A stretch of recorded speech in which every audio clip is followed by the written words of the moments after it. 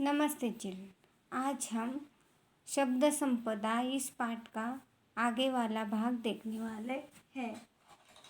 तो शब्द संपदा में भाषा कैसी होती है ये बताया गया है। भाषा का अर्थ होता है सार्थक शब्दों का व्यवस्थित क्रमबद्ध संयोजन, मतलब भाषा। तो ये हमने देखा कि भाषा में जो शब्द होते हैं वो मनुष्य स्वभाव के तरह ही अलग अलग होते हैं। कई शब्द लोगों को प्यार पहुंचाते हैं, कई शब्द लोगों को दुख पहुंचाते हैं। तो आगे हम देखते हैं। कई बार तो ऐसे शब्दों को सुनकर वह रोने भी लगता है। कुछ लोग बड़े प्रिय होते हैं, वैसे ही कुछ शब्द भी बहुत प्रिय होते हैं। उन्हें बार बार सुनने की, गुनगुनाने की इच्छा होती है। एक और कुछ शब्द धोखा देने वाले होते हैं, कुछ निरर्थक होते हैं, और दूसरी ओर कुछ शब्द बहुत सज्जन, सात्विक, सभ्य और सुसंस्कृत होते हैं। तो ये हम जब बोलते हैं तब हमें कौन से शब्दों का उपयोग करना है, हमारी वाणी किस तरह होनी चाहिए, ये बताया गया है। हमारे शब्दों के कारण किसी को दुख ना पहुँचे या किसी को हमारे शब्दों के कारण धोखा ना पहुँचे, ये ऐसे निरर्थक शब्दों का उपयोग हमारे जीवन में हमें नहीं करना चाहिए। शब्दों को सज्जन, सात्विक, सभ्य और सुसंस्कृत रूप में बोलना चाहिए। तो सज्जन मतलब जो ईमानदार होता है, प्रामाणिक होता है, उसको हम सज्जन कहते हैं, नेक काम करता है। सात्विक मतलब पवित्र, सभ्य, नम्र, सुसंस्कृत मतलब हमारी जो हिंदू संस्कृति है इनके अनुसार हमारी बोली भाषा होनी चाहिए। जो भी कारण नहीं है तो भी कारण न होने से भी हम किसी को भी कुछ भी बोल सकते हैं। तो इसका मतलब है कि हमें जब भी हम बोलते हैं तो हमें सोच समझकर बोलना चाहिए। अगर हम सोच समझकर नहीं बोलेंगे तो शब्द हमें निष्क्रिय बना देते हैं। कुछ निष्क्रिय मतलब कुछ भी कर नहीं सकते हैं। तो आगे देखते हैं क्या है। और न्यूटन ने कहा है कि किसी भी काम की सफलता के लिए 90% परिश्रम की, 5% बुद्धि की और 5% संयोग की जरूरत होती है। परंतु याद रखें, किसी भी काम को पूर्णत्व देने के लिए 90% कठोर परिश्रम की जरूरत होती है। ऐसे शब्द जो हमें निष्क्रिय करते हैं उन्हें हमें अपने जीवन व्यवहार से निकाल बाहर करना चाहिए।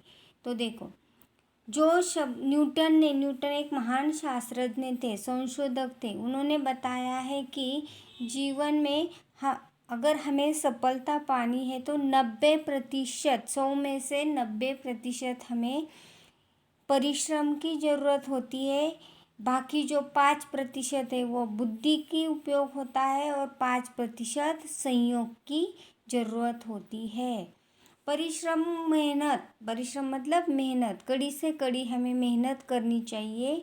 90% मतलब ज़्यादा से ज़्यादा, और 5% हमारी बुद्धि का उपयोग करना है और 5% हमारे नसीब के ऊपर या संयोग के ऊपर छोड़ देना चाहिए। परंतु याद रखें, किसी भी काम को पूर्णत्व देने के लिए 90% कठोर परिश्रम की ज़रूरत होती है।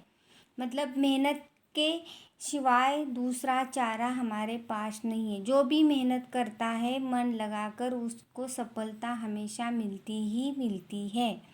ये हमारे और जीवन में जो भी निष्क्रिय बनाने वाले शब्द है वो उसका उपयोग हमारे जीवन में हमें नहीं करना चाहिए।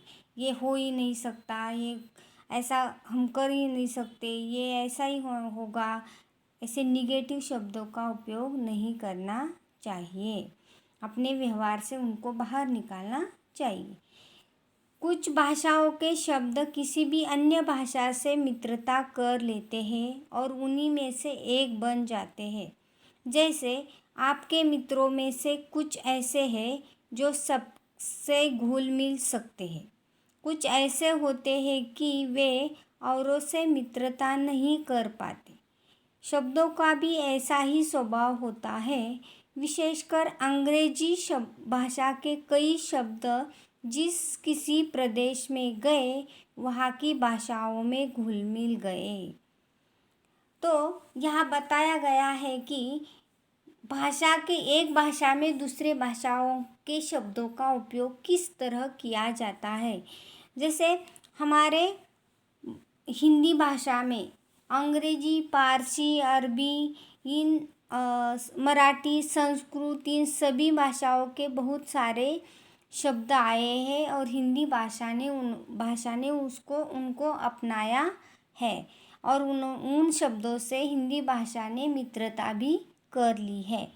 तो शब्दों का भी ऐसा ही स्वभाव होता है। तो अंग्रेजी भाषा के विशेषकर शब्द सारी भाषाओं में हम बोल सकते, रोज़मर्रा के जो भी है, ब्रश, पेस्ट, किचन से गैस, कुकर, हीटर, मिक्सर, जो भी चीज़ें हैं इन सब के नाम हमें उस भाषा में ही, अंग्रेजी भाषा का ही उपयोग करते हैं।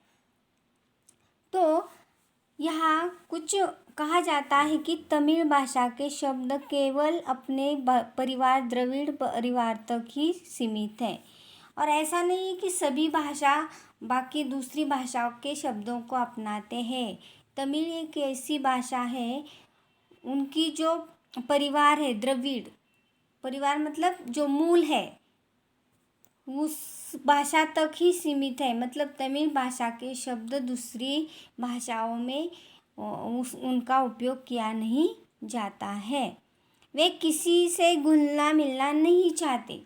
देखो, आप बच्चों के भी स्वभाव ऐसे होते, कुछ बच्चे हमेशा खुश रहते, सबके साथ घुल मिल कर रहते हैं और कुछ बच्चे अकेला रहना पसंद करते हैं। उसी प्रकार ये शब्द भी हर एक भाषा में घुल मिल जाएंगे ऐसा नहीं हो सकता है, लेकिन हिंदी भाषा ने तो सारे शब्दों को अपनाया है। अलबत्ता हिंदी के शब्द मिलनसार है परंतु सब नहीं। अलबत्ता मतलब बाकी के जो भी है तसं बघायला गेलं तर आपण म्हणतो की नाही, उसी प्रकार हिंदी के शब्द मिलनसार है। मिलन मतलब सब शब्दों के साथ मिलजुल कर रहते हैं। कुछ शब्द तो अंत तक अपना स्वतंत्र अस्तित्व बनाए रखते हैं, अपने मूल स्वभाव में ही वे अन्य स्थानों पर जाते हैं। कुछ शब्द अन्य भाषा के साथ इस प्रकार जुड़ जाते हैं कि उनका स्वतंत्र रूप खत्म सा होता है।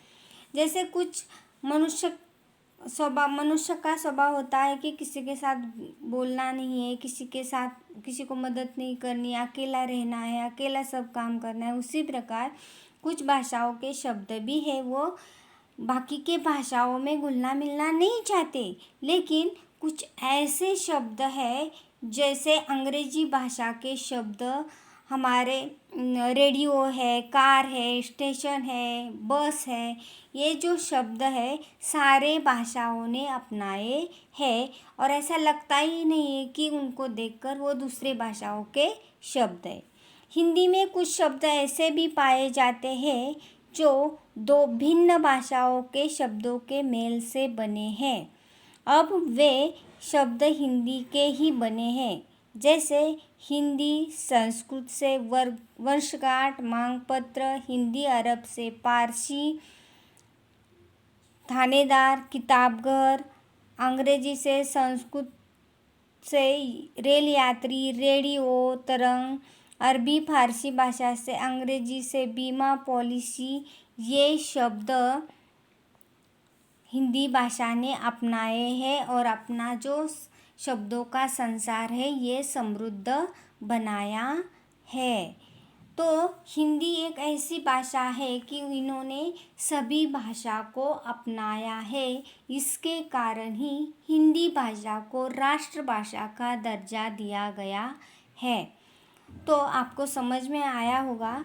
जो पिछला वीडियो है वो भी एक बार देखना है और ये भी वीडियो एक बार देखकर दोनों को एक साथ लिंक करना है। बाकी जो आधा बचा है वो अगले वीडियो में मैं आपको पढ़ाऊँगी। बाय।